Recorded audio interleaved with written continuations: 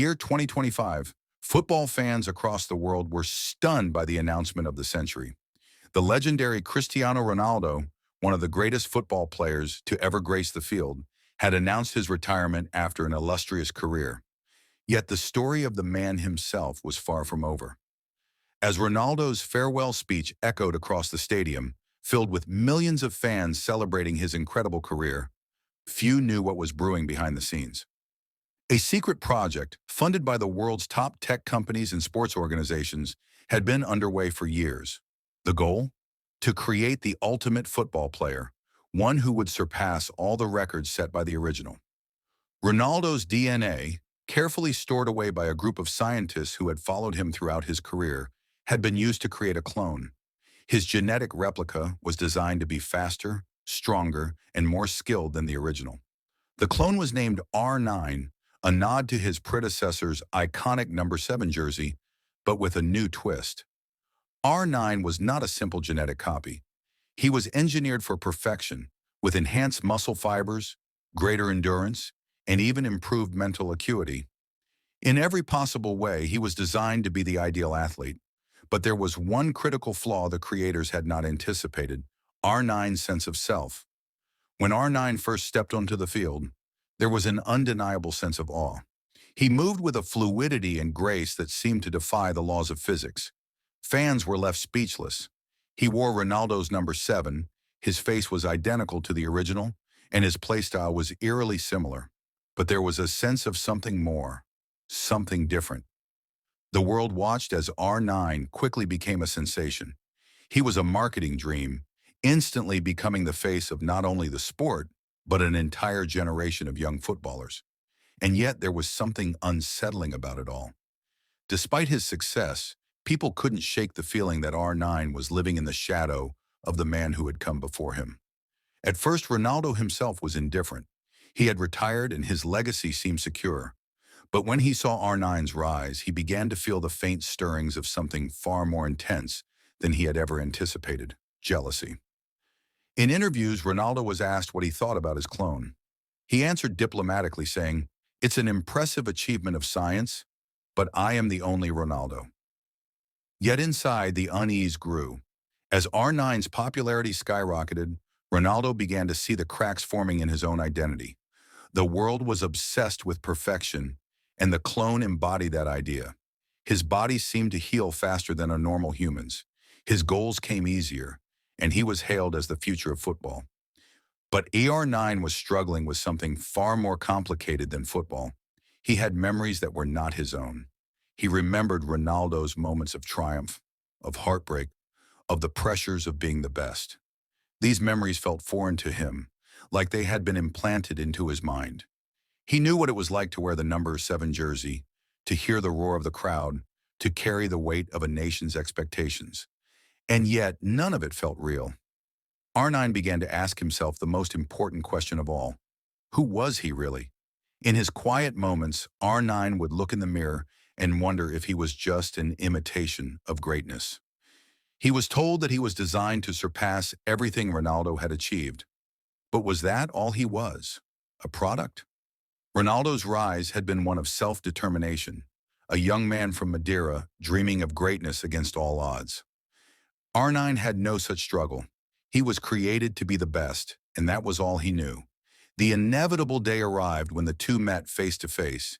It was a press conference, a promotional event for an upcoming international tournament. Ronaldo had been invited as a guest, and R9 was there as the star of the show. The two stood on the same stage. The room was filled with journalists, cameras flashing as the world waited for the moment of reckoning. R9 was the first to speak. His voice was calm but filled with intensity. "I am you. I know everything about you." Ronaldo laughed softly. "You may have my body, but you'll never have my soul." But R9 wasn't finished. "How do you know? You've lived your life, but I've been created to be the perfect version of you. Everything you were, I am, only better." The words struck a chord with Ronaldo. He could feel the weight of the truth in R9's statement. In a way, he had been eclipsed. His entire identity, built on years of sweat, sacrifice, and blood, was now being questioned by his own creation. Ronaldo took a deep breath before replying, Perfection is an illusion. You can never be me because you don't know what it's like to fight for every inch of success. R9's eyes narrowed. Then show me what it means to be the real Cristiano Ronaldo. The room fell silent. It was clear now that this was no longer about sports. It was about identity, legacy, and what it meant to be truly human. The world demanded a match, a showdown between Ronaldo and R9, the original and the clone. It was to be a friendly exhibition game, but everyone knew it was so much more than that. The game was set in Lisbon at the legendary Estadio da Luz. The air was electric with anticipation as fans from all corners of the world gathered to witness history. On the field, Ronaldo and R9 lined up for their respective teams. From the moment the whistle blew, it was clear that this was no ordinary game. Ronaldo's experience, his leadership, and his mastery of the game were on full display. R9, on the other hand, showcased a level of physical prowess that made him seem like an unstoppable force. As the match wore on, it became apparent that both were fighting for more than just victory. Ronaldo played with a passion that could only come from years of proving himself against the world. R9, however, seemed to be searching for something deeper, trying to reconcile his identity with the legacy he was meant to uphold. In the final minutes of the game, with the score tied, it happened. R9, with a brilliant move, took the ball and weaved through Ronaldo's defense. It was a goal that seemed destined for greatness. But at the last moment, Ronaldo made a last-ditch effort, a challenge unlike any he had ever made before, and blocked the shot. The stadium erupted. Fans were on their feet, cheering for the legendary player who had made one final, unforgettable play. R9 looked at Ronaldo with respect in his eyes, understanding now that it wasn't about perfection. It was about heart, determination, and the human spirit. After the match, the two players stood together, their rivalry transformed into something far more profound. Ronaldo placed a hand on R9's shoulder. "You are great, R9," Ronaldo said, "but you'll never be me. And that's the beauty of it. You don't need to be." R9 nodded slowly. "I understand now. I don't need to be perfect. I just need to be myself." And with that, the world saw not just the greatest footballer of all time, but the triumph of individuality over imitation. R9 continued to play football, not as the clone of Cristiano Ronaldo, but as his own person. He became a legend in his own right, carving out a career that was entirely his.